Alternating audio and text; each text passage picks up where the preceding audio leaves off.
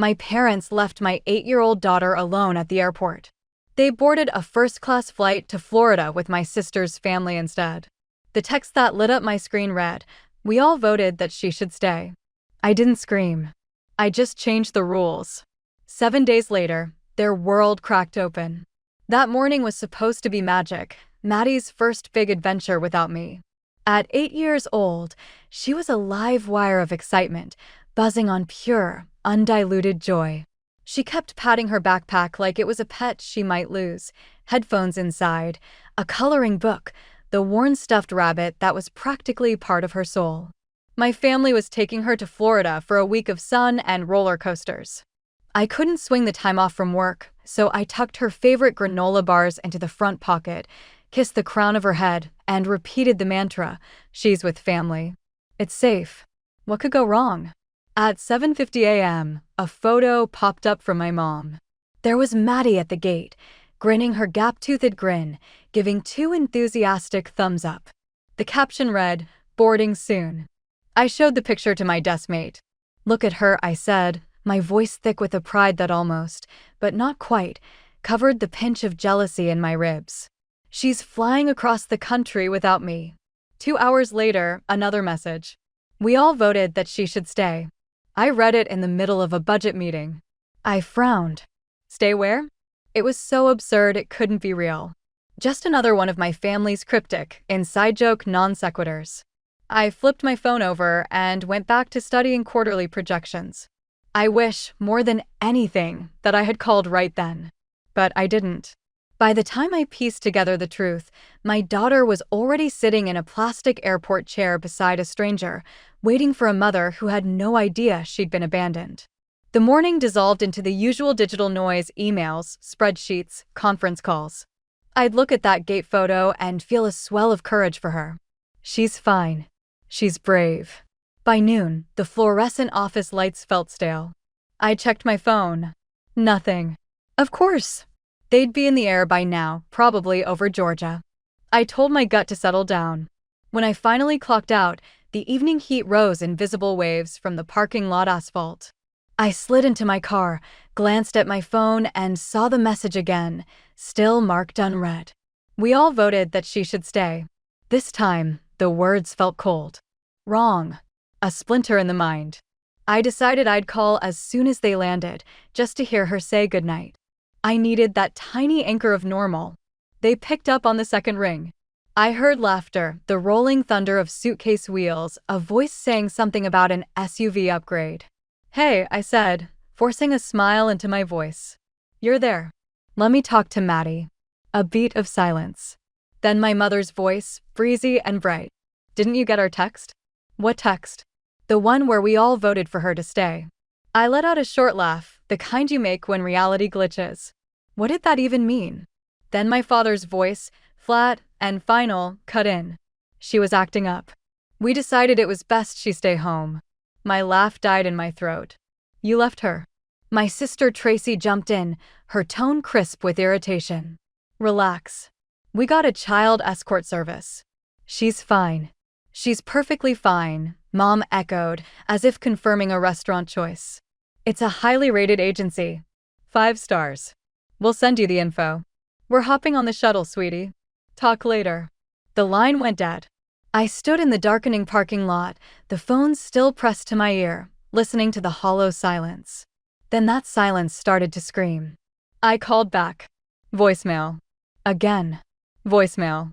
And then, cutting through the static panic in my head, one crystalline thought: my child is alone. I moved on instinct. Purse, keys, car. A minute later, a text from my mom's number arrived. Just a link and a business name. No context. No sorry. When the dispatcher answered, her voice was sandpaper and clipped efficiency. "My daughter," I said, my own voice threatening to fracture. "Your service picked her up." "Where is she?" I heard the tap of keys. "Child has been placed. She's secure with the guardian at their residence, awaiting your retrieval. Address coming now." A texting through with a street name in a part of town I never went to. No apologies. Just coordinates. I drove. Streetlights bled into yellow streaks. My palms were damp on the wheel. Every time I blinked, I saw her, my little girl, on some stranger's sofa, kicking her heels, waiting and waiting for a family that was already sipping drinks above the clouds. The address led me to a duplex under a sputtering street lamp, the air smelling of damp pavement and neglect. My heart hammered against my ribs. Before my knuckles could meet the door, it swung open. A woman stood there, her expression already worn thin with annoyance. "You the mother?" she asked, her voice flat. "Yes." She let out a short, hard breath. "You've got some nerve. She's been here since noon." Without another word, she turned and called into the dim interior, "Kid, your mom's here." The inside smelled like lemony cleaner and leftover pasta heated in a microwave. And there, on a plaid couch, was Maddie. Her backpack was neatly placed beside her, her ragged stuffed rabbit clutched to her chest. Her eyes were wide, too bright, holding back an ocean. When she saw me, she launched herself across the room. I caught her, our bodies colliding, and we held on so tight I thought we might both buckle. "I was good, Mommy," she whispered directly into my neck, her voice thick. I waited like they said. "You did everything perfectly, my love," I murmured into her hair, my own words cracking. "Perfectly." "They didn't give me your number," she confessed, pulling back just enough to look at me. "The lady's phone was broken. It just said the number wasn't available." The woman, the guardian, stood by the door, arms locked across her chest. "They didn't give me yours either," she stated. "The contact number they provided goes straight to a full voicemail. No identifying message." I called 3 times. "That's my mother's number," I said, the quietness of my voice surprising me. "Thank you for staying with her." A shrug. "I'll email the invoice." We left quickly. Maddie's small hand was fused to mine, a desperate anchor point. The night air was thick with the tang of aviation fuel and impending rain. She climbed into the passenger seat, still not letting go of my fingers until the last possible second. The drive home was a silent movie. The only soundtrack was the swish of tires on wet roads and the hiccup in her breathing as she fought sleep. Home. She collapsed on the living room couch, still in her jacket and shoes, and was gone, swallowed by an exhausted slumber. I untied her sneakers, covered her with the Afghan, and sat on the floor beside her. In sleep, she was my baby again, the soft fan of her hair on the cushion, the rabbit tucked under her chin. My phone on the coffee table cast a cold blue glow. The screen still displayed the message. We all voted that she should stay. I stared until the words dissolved into meaningless shapes. They thought this was a decision they could make, a line item to be checked off and forgotten. They were wrong. In 1 week, they would understand the true weight of being left behind. I wish I could say the airport was a shocking, isolated betrayal. It wasn't.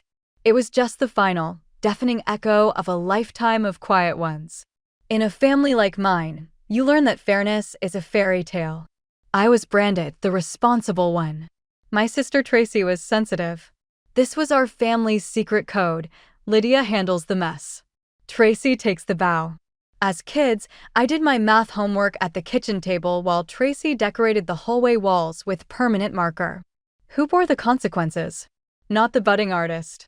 Tracy's spirit is just so fragile, Mom would sigh, while Dad's silence from behind his newspaper roared his agreement.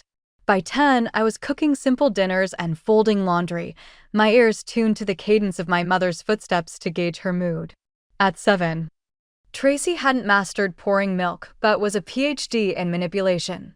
A single, artful tear from her and Mom would coo, and I'd be apologizing for some vague, atmospheric crime I didn't commit. The rule was clear. Affection was a scarce commodity, and Tracy had the only map to the mine. In high school, I stopped expecting recognition unless something needed fixing. I became a ghost with utility. Teachers praised my diligence. Mom called me reliable, which was her synonym for dull. When college loomed, the path was binary, escape or evaporate. My parents offered no financial help, only commentary. "Don't get too ambitious, sweetie," Mom advised. "It intimidates men." So I became ambitious. Scholarships, graveyard shifts, a diet built on instant noodles, the holy trinity of survival. Tracy, meanwhile, was finding herself. This journey involved discovering bars with lax ID policies and men who opened their wallets. She cycled through college majors, art history, psychology, undecided, before dropping out to marry Gregory, a professional freelancer whose freelance field remains one of life's great mysteries. At my graduation, Mom surveyed my cap and gown and asked, "You think you're better than us now?" I was too exhausted from building my own ladder to even answer. The years unfolded. I built a career, a mortgage, a partnership with a man who saw laundry as a shared duty. Tracy built a life of curated chaos, 2 children, a landslide of debt, and a gift for making every one of her emergencies a family-wide crisis. I hate to ask. Her calls would begin, a preamble that always meant she felt entitled to receive. And I always delivered. I was the family's fixer, the silent savior. "You make so much more, Lydia," Mom would rationalize. "It's nothing to you." A pittance to me was a lifeline to them. It started with bills and temporary loans. It escalated to fully funded family vacations where I managed the logistics and footed the bill for the perpetual "I forgot my purse." Tracy called it family generosity. I recognized it as guilt-wrapped extortion. Then came the house. Mark and I bought a tired bungalow, our smart, grown-up investment. We were still sanding cabinets when Tracy arrived, weeping. Her landlord was evicting her. I have nowhere to go. Just for a little while. Her little while had the endurance of a cockroach. She paid a fraction of the agreed rent, grumbled about the rest, and took to social media to mourn how blood doesn't mean anything anymore. Guess who played the villain? Not the one occupying the room. Every request for rent was met with a fresh catastrophe, a dental emergency, stolen electronics, a job loss for a position that never existed. Mom's refrain was constant. She's trying. Yes, trying to see how much she could take without ever having to give back. I did try to hold the line once. Mom's response was to look at me with wounded eyes and say, "Since when do you put money before family?" I bit my tongue to keep from saying, "Since family started putting me after money." Sarcasm is a language they don't speak. They have no dictionary for self-reflection. Then came the Florida trip, pitched as a family bonding experience. The cousins would have the best time, Tracy had mused. We all would. It's just, have you seen the price of flights? The translation was clear. You finance it, and we'll grace it with our presence. I was buried at work, couldn't take the time. So when she offered to take Maddie along, I agreed, startling myself. It felt like a compromise. Maddie would get a magical holiday. I would get a silent house and a break from being the family vault. I purchased it all. The tickets, the hotel suite, the matching Sunshine Squad t-shirts Tracy insisted on for the photos that would, of course, only feature her immediate family. Mom thanked me with the solemn gravity of someone receiving a major organ. Tracy beamed. "We'll spoil her rotten," she promised. They took my credit card, my daughter, and my trust, and somehow managed to forfeit all 3 before they'd even left the ground. Looking back, the shock wasn't in the act, but in my own willful blindness. It was the same old story, just broadcast at full volume. For decades, I had been their contingency plan, their walking apology for existing, the uncredited foundation holding up their shaky world. Their greatest lesson was that no was a weapon and yes was the only proof of love worth giving. But in that sterile apartment, with my sobbing child fused to me, a final, clarifying fire burned through every last justification. It wasn't rage. It was a devastating, ice-cold clarity. The kind that strips away every comforting lie you've ever told yourself. They had a motto, family first. I finally embraced it. I just defined family as the 2 people in my car driving away from that curb. 7 days after they abandoned Maddie, the reckoning began. It started at 2 a.m. with a whimper that became a seismic sob. I was at her bedside before my eyes were fully open. She was sitting upright, her small frame shaking, her face glistening in the nightlight's glow. "Why didn't Grandma want me?" she whispered into the dark. That question, so small and devastating, shattered something final inside me. I gathered her up. "Grandma," I said, my voice steady against the storm in my chest, "doesn't know how to want people the right way." It has nothing to do with you. Nothing. She nodded, a solemn, too-old understanding in her eyes that made my heart break all over again. I held her until her breathing deepened into sleep, and then I lay awake, staring at the shadows on the ceiling, each heartbeat a ticking clock. By dawn, my course was set. The quiet house felt like a courtroom. Cold coffee sat beside my phone, which still displayed their last message. We all voted that she should stay. I read it again. It was no longer a statement. It was a gauntlet thrown. With Mark away, I had only my own resolve for counsel. I opened my laptop and began the excavation. Every email, every bank transfer, every shoddily written rental agreement, a paper trail of deference. Then a fresh alert, a resort charge for premium margaritas. On my card, they'd toasted their vacation with my money while my child sat in a stranger's living room. A laugh barked out of me, harsh, brittle, the sound of a dam cracking. Okay, they wanted to deal in transactions? Let's transact. By the time my coffee was undrinkable, the evidence was assembled on my screen. A spreadsheet of spent grace. 36 months of subsidized rent, $54,000. The Florida vacation I funded but never saw, $3,500. The emergency childcare service I never approved, $1,200. Total, $58,700. The amount was almost incidental. This was the forensic audit of a lifetime of being taken for granted, and it was quantifiable, down to the last penny. I called my lawyer, a man of impeccable calm and starched colors. I don't need a shoulder to cry on, I told him. I need a letter that sounds like a judge. He emailed a template. Factual. Unemotional. Professional. Professionalism was my native tongue. The subject line was simple. Formal notice of outstanding obligations. The body was 2 paragraphs of flawless, devastating fact. I attached everything. The lease with Tracy's signature, 3 years of Venmo requests masquerading as loans, screenshots of her, "I'll pay you back next week," texts. I itemized the Florida trip and the escort service invoice.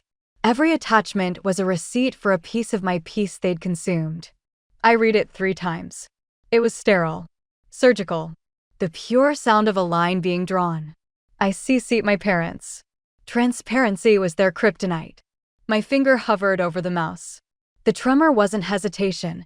It was the energy of a long-dormant engine roaring to life. Click. The sound was more satisfying than any applause. The blue light of the screen illuminated the quiet kitchen. At the table, Maddie was absorbed in a drawing, her tongue peeking out in concentration. She was sketching a rabbit with a backpack, one paw raised in a hopeful little wave. "What's his story?" I asked. "He's going home," she said simply, coloring the sky a fierce, unadulterated blue. I watched her, and the last vestige of tension drained from my hands. "Smart bunny," I whispered. She looked up, a serene smile on her face. "He's not afraid now." I realized with a profound calm that neither was I. The morning after I sent the email, my phone convulsed with notifications. The main event was a group video call.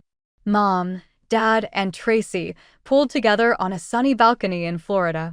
Palm fronds swayed behind them, condensation beaded on their glasses. It was a postcard that made any anger look petty. Mom's face pixelated into focus, her words preceding her fully formed image. "Lydia, what in the world is this document supposed to be?" Tracy's cackle cut through the line. She clutched her drink, nearly sloshing it. "An invoice? For $58,000? That's your big power play? You're hilarious." Dad just smirked into his collar. "She's bluffing. Trying to guilt trip us." I said nothing. I let the hollow sound of their own voices fill the space. Mom leaned in, her smile tight. "You know good, and well, we don't have this kind of money. You out-earn all of us. This is just cruel. Is the goal to shame us?" Tracy couldn't resist. "Saint Lydia, keeper of the checkbook. What's next? A bill for the oxygen we breathe." "It's not a bill," I said, my voice level. "It's arithmetic." Their grins stiffened, faltered, like a connection failing. "Don't be absurd," Mom huffed. "You can't be serious." "I am." Tracy's laugh turned brittle. You're actually trying to charge your own family? What kind of cold monster does that? The kind whose child was left at an airport. The festive background noise, the splashes, the laughter seemed to vanish. Even the wind in the palms went still. Mom drew herself up. You don't treat family this way. My point exactly, I said. Tracy shrieked. This is exploitation. Then stop presenting yourselves as a resource to be exploited. The three of them erupted, a cacophony of overlapping outrage and appeal. I waited until their breath ran out. You have 10 business days. I ended the call. Click. The black screen reflected my face back at me, placid, almost indifferent. The silence that followed was not empty, it was fortified. The bombardment of guilt began before I'd poured my coffee. Missed calls. Pleading texts. Voicemails dripping with performative worry. Mom, we're concerned about your state of mind. This isn't the daughter we raised. Tracy, blunter, drop this or you'll be sorry. I didn't engage. I printed the demand letter on heavy linen paper and dropped it in the mail. If they wanted to believe it was a scare tactic, let them watch the tracking number turn to delivered. The day they returned, my doorbell announced their arrival with 3 aggressive stabs. I opened the door just enough. They stood on my porch like a disgruntled delegation, Mom on point, Dad as looming background, Tracy with her phone already recording, poised to capture my hysteria. Mom deployed her best conciliatory smile, the one reserved for correcting waiters. Sweetheart, let's talk. This is one big misunderstanding. No, I said. It's exceptionally clear. Tracy rolled her eyes so hard I heard it. You're still hung up on the airport thing? You'd really torch this entire family over a little drama. You lit the match at the airport, I said. The words landed with physical force. Tracy's mouth opened, then shut, a fish gasping on a dock. Mom's tone shifted, turning velvet and sharp. You've become so hard. Good. Dad's sigh was a weighty thing. Can we at least come in and discuss this like adults? I'm fine right here. Mom's mask finally slipped. Her eyes glistened, but with fury, not tears. You are turning your back on your flesh and blood. And you turned your back on an 8-year-old in a terminal, I replied. I'd say we're square. A thick, stunned silence pressed down on the porch. Mom's chin quivered. You will regret this. Perhaps, I said. But any regrets will be mine, in the home I pay for. I closed the door. The definitive thunk of the deadbolt was the most satisfying sound I'd ever heard. The character assassination launched by nightfall. Tracy posted a glamour shot of her Florida cocktail with the hashtag money changes people. Mom was first to comment, so proud of my girl for rising above the bitterness with grace. The irony was breathtaking. By breakfast, concerned relatives were texting, "Is it true you're taking your sister to court?" I didn't explain. I forwarded the screenshots to my lawyer. He called, a note of dry amusement in his voice. You have a fascinating family dynamic. You're seeing the sanitized version, I said. He drafted a cease and desist letter regarding defamation, noting that social media posts constitute discoverable evidence. It was a polite, legally worded grenade. The posts vanished within the hour. Retractions sprouted in their place. Sorry for the confusion. Private family matter, all good. Their chosen apology emojis seemed to cower. Then the legal stalemate began. For weeks, they refused, threatening a drawn-out court battle. My lawyer remained an obelisk of calm. His next letter was a masterpiece of chilly precision. It contained the executed lease agreement, Tracy's florid signature promising monthly payment. It included 3 years of bank statements, a stark graph of her financial delinquency.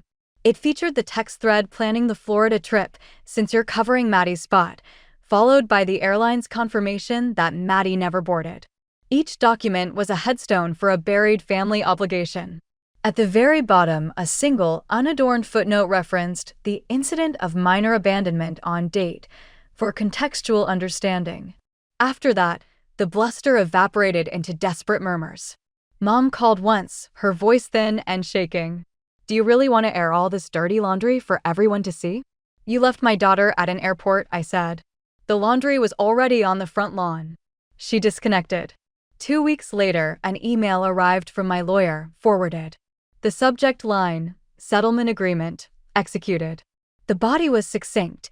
Terms accepted, initial payment wired, repayment plan established, all signatures notarized. Mark read it over my shoulder. "They folded," he said, a grin in his voice. "It appears so. You sound almost let down." "Not let down. Just noting how long it took for the weight of reality to register." He laughed, wrapping his arms around my shoulders from behind. "You are genuinely terrifying." I leaned back into him. "No, I'm efficient." Terrifying is a premium upgrade. I refilled my mug, the email titled Final Settlement glowing on the screen. It didn't feel like winning. It felt like the first deep, unconstricted breath after a lifetime of shallow air. That night, I sat at the kitchen table as Maddie worked beside me, her crayon moving in concentrated sweeps.